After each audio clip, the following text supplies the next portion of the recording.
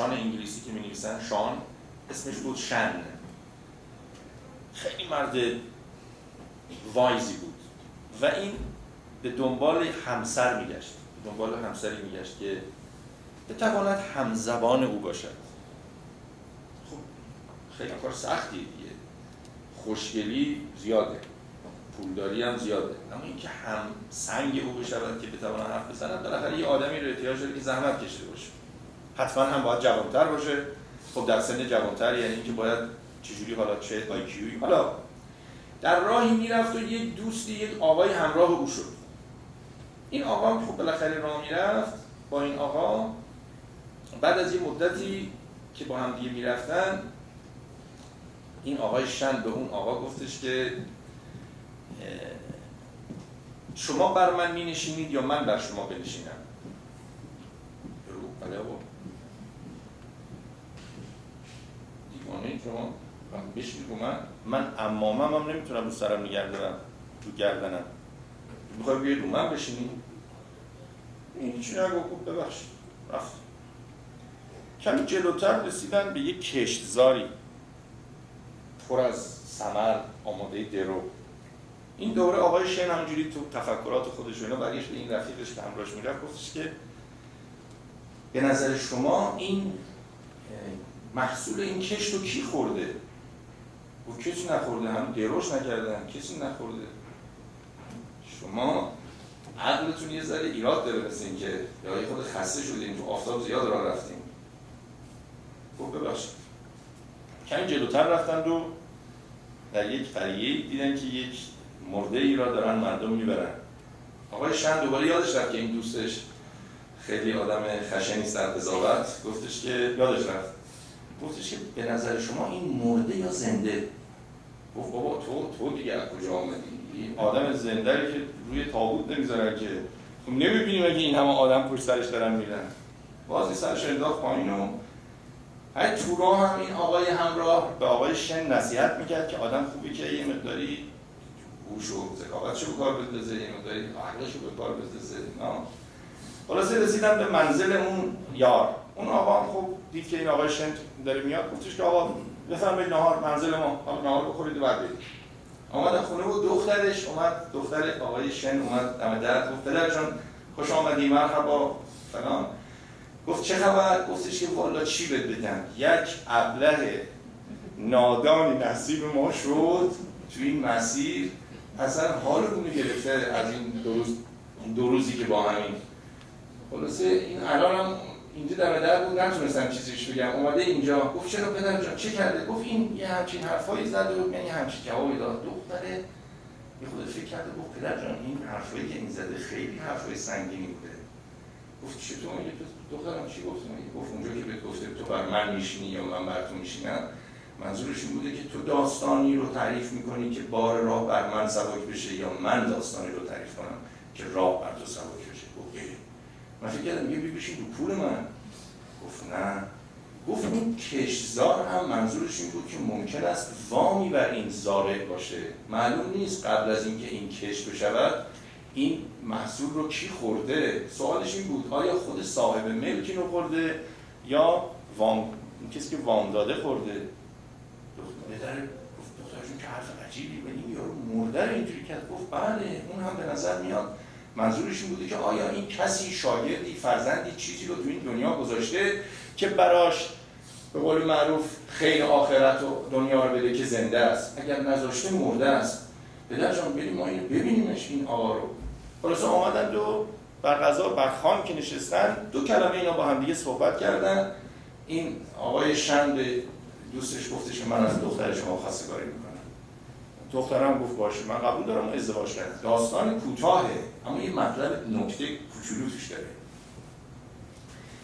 بعضی حرفا در عین بلاهت، در عین سادگی خیلی عمیقه، خیلی سنگینه و جالب اینجاست که ما این حرفا رو بعضی وقت از بچه‌ها میشنویم و خیال میکنیم چون بچه هستن نباید جوابشون رو بدیم. نه، اون یه سوالی که میکنه سوال عمیقیه. اگر تو نفهمیدی او چی میگه، اگر من نفهمیدم او چی میگه، دلیل بر قضاوت بر غلط بودنش نیست. به همین دلیل تفاوت دیدگاه اون صحبت وایز و نالج رو میخواستم برسم بهش. خیلی اوقات هستش که ما یک چیزهایی رو میبینیم، یک رفتاری رو میبینیم، حتی یک قضاوت‌هایی رو انجام میدیم. مثلا آقا شما به نظر شما در ایران اگه این کارو بکنن درسته، آقا تو آمریکا اون کارو میکنن درسته، و بعد هم زود پاسخ میدیم. خیلی فاکتورها هستش که باید در نظر گرفته بشه و اون فاکتورها دیدنش برای هر کسی امکان پذیر نیست. علتش هم این هستش که من اینجا اگر بتونم اینو توضیح بدم، من بلند شب قطع میشه این؟ نه. خب بلندگو؟ آره. و این میگیره. یعنی من این دستم بگیرم یا صداش میاد؟ صداش میاد. یکم ضعیف میشه. من این موضوع رو فقط به صورت خیلی ساده میخوام توضیح بدم و بعدم برگردم به قرآنم. فقط میخوام شما به فکر این قضیه باشید. ماها یه موجوداتی هستیم 3D، یعنی 3 دایمنشن هستیم. از ما یه سایه ایجاد میشه که 2Dه، یعنی 2 دایمنشن. این سایه من الان رو زمین 2 دایمنشن، اما خودم 3 دایمنشن. یه دایمنشن که بریم بالاتر که زمان باشه 4D که میشه، یه سایه از خودش ایجاد میکنه که 3Dه. یعنی ما سایه یک واقعیتی هستیم که او در بعد چهارمه، ما در بعد سوم هستیم. باز هم میتوانیم اونو ببینیم. چرا؟ چون ما از نوع 3D هستیم. اما یک بعد دیگه که بره بالا میشه 5D که اصطلاحاً بعدش بعدش میشه بعد انرژی، سایه‌اش 4D هستش. اینو از طریق استقرا دارم میگم. ما دیگه تو 4D نیستیم که اونو ببینیم. آیا این وجود دارد یا ندارد؟ نمیدونیم. نکته جالبیه، نگید بله. نمیدونیم. ما حتی بیس فهمیدنش هم نداریم. خیلی حرف عجیبیه. ما تو این دنیا هر چیزی رو که می‌خوایم بدانیم ادله داریم، برهان داریم، دید داریم، فلان. وقتی که میایم با استقرا وارد این ابعاد میشیم، می‌بینیم یه جایی میرسیم که اصلاً هیچی در اختیار ما نیست که بدانیم که این هست، نیست، آیا سایه‌ای دارد، نه اصلا چی هست. من نمونهشو میخوام عرض بکنم.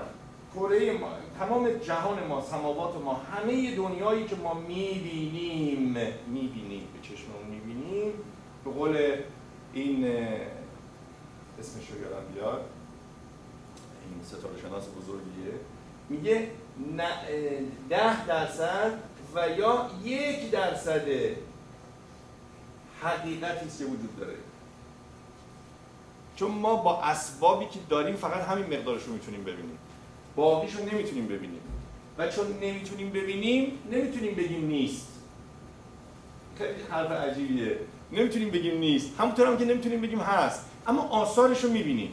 یعنی ما در این اتاق که ایستادیم، بعضی اوقات تو دفتر یا تو محل کارمون هم میشه یه چیزی، یه سایه‌ای رد میشه از رو زمین، بعد یهو نگاه می‌کنیم ببینیم این آها یه کلاغی بود، یه هواپیمایی بود، یه چیزی رد شد. پس سایه‌اش رو دیدیم، فهمیدیم یه چیزی رد شد.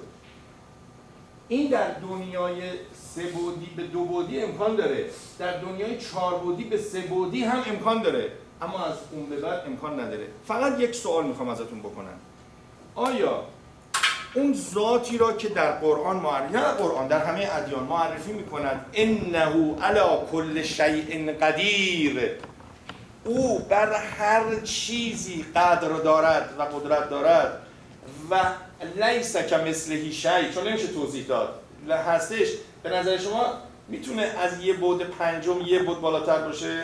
تازه چیزی که میگوید تمام سماوات مطویات بیمینه هستش، تمام این جهان مثل یک نامه پیچیده شده در دستهاش هستش. دست هم یعنی در قدرتش هست.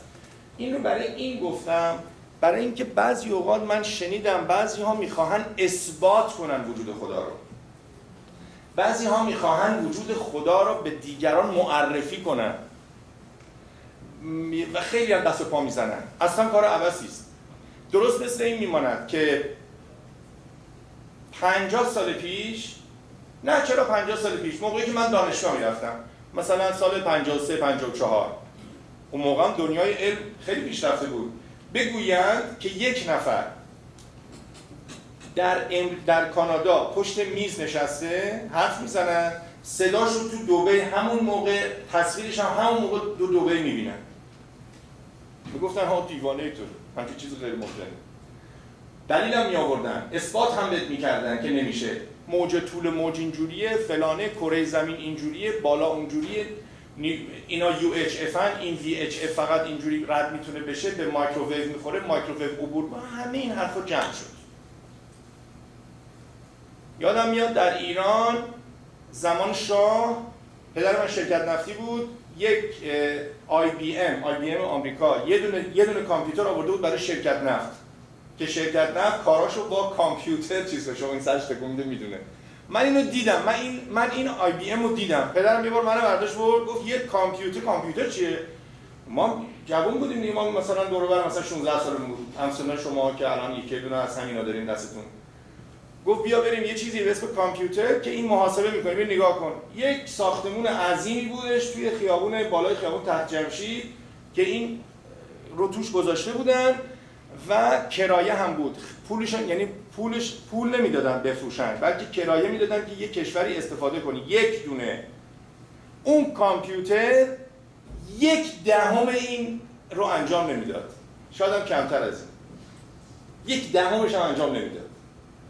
حالا اگه اون روز میگفتن آقا اینا چیه این گندگی گذاشتین، یه چیزی هستش اندازه یه دونه قوطی کبریت میذاری جیبت، آقا نمیشه، این دستگاهش فلانه، رگ‌های گردن به حجت قوی. و راست هم میگفتیم، خیلی هم ادعامون میشد. پدر من رفته بود ماشین حساب خریده بود، بعد از چند سال که با دانشگاه رفته بودیم، اول دانشگاه به اسم کاسیو سینکلر یه دونه ماشین حسابی بودش که تصویرش لیکوید کریستال بود، 1000 تومان پول اونو داده بود. تو هر مهمونی میرفتیم همه نگاه میکردن، هر کی میومد گفت آقا میشه من این کلکولیتر شما رو ببینم؟ 1000 تومان قیمتش بود. 1000 تومان اون موقع دلار بود 6 تومان. یه کلکولیتر. امروز کلکولیتر رو تو ماشین رختشویی چیه؟ تو پودر رختشویی میدن که get rid of it. اشتباه نکنیم، تصور نکنیم با نالج و با منطق و با شعور کسبی ما میتونیم حتی یک بعد بالاتر رو ببینیم. پس وارد بحثی که غیر ممکنه، it's impossible نشین و اگر میگن هست فقط شک کنید که هست.